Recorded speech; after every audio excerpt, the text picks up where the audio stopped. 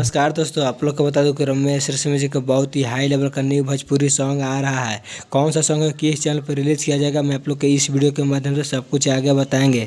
उससे पहले अगर आप लोग मेरे चैनल पर नए हैं और रमेश ऋषि जी को सच्चे वाले फैंस हैं तो इस वीडियो को दिल से लाइक करके चैनल को सब्सक्राइब जरूर करें। तो आइए बिना समय लेते हुए इस वीडियो को स्टार्ट कर देते हैं। सबसे पहले मैं आप लोग को बता दूँ कि जो रमेश ऋषि जी का सॉन्ग न्यू सॉन्ग आ रहा है उसका अभी पोस्टर रिलीज नहीं किया गया है, लेकिन आप सबके बीच आज या ना तो फिर कल इसका पोस्टर रिलीज कर दिया जाएगा। काफ़ी हाई लेवल का सॉन्ग आने वाला है भोजपुरी में अब तक का।